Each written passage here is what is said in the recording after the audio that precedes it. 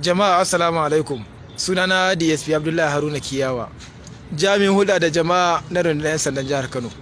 Biyo bayan umarnin kwamishinan 'yan sandan jihar Kano CP Habu Sani PSC na farautar da kuma kama duk wasu ɓata gari wanda suke yawo a jihar Kano suna kwacen wayoyin mutane ko kuma su wa mutane sata.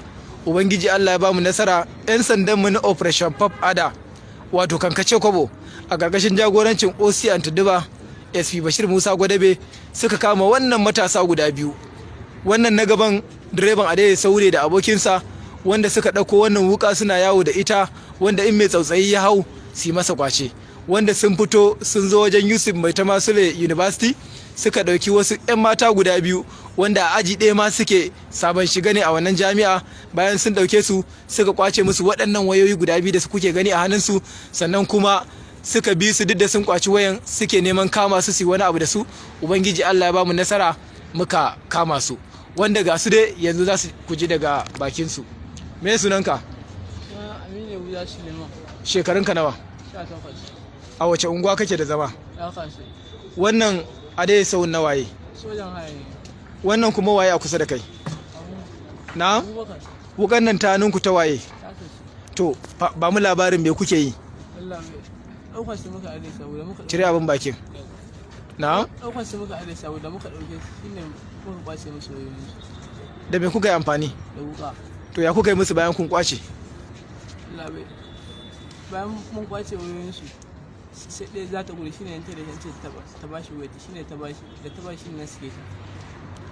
To ai an ce bayan ta gudu ma kun bi ta lokacin kafin 'yan sanda su kamo ku. Kun bi ta bayan da kun kwace wayar ma kuna nema ku kamo ta. Me dalilin ka na kama ta? Da na kamo ta cane ta bashi wayarta shi ne ta bashi ne suke ta. Kai me sunanka? Sunana Abubakar. Shekarunka nawa? Shekaru 18. To irin wannan kwashen da kuke fito a dai sau nan kuke yi, kun ya kai sau nawa? Gaskiya ba zai iya dai wannan dai shine da yana na uku da shi. Idan ka na uku? Kai kuma ya kai sau nawa? Allah Allah shi ne na uku da muka yi. In kun kwaci wayoyin ya kuke da su? Allah bai sai wani. To su ma waɗanda aka yi musu kwashen ga su za ku ji daga bakin su. Ba mu labari me ya faru? Mun taso daga makaranta sai muka tara Adaidaita Sahu sai muka ce su kai mutu da maliki. Sai ɗau wani a gaba ya ce zai kai shi bayan gifatu. Yana zuwa sai ce zai saka kawai sai ya zazzaro wuka ya ce mu bashi wayoyin mu. Sai muka bashi kawai sai 'yan sanda suka zo suka kama shi. Bayan kun bashi wayoyin kuma me yayi?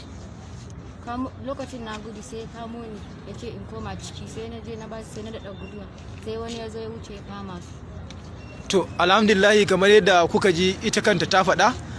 Yanzu haka kwamishinan 'yan sandan jihar Kano CP Habu Sani PSC ya ba da umarni a mai da su babban sashen bincike da ke bafai na wannan fashi da suka yi na wayoyi da kuma yunkurin aikata wani laifin na daban, sannan kuma da wannan kwace da suka yi na waya da wannan makami, wanda da zarar an kammala bincike sauran ma ana farautar su za a gurfanar da su a gaban kotu na wannan aika-aika da suke aikatawa. Allah ya kare mu. To ke yanzu gashi an kama su, me kike so a yi musu? Duk abin da hukunci ya tanada. To Allah kiyaye.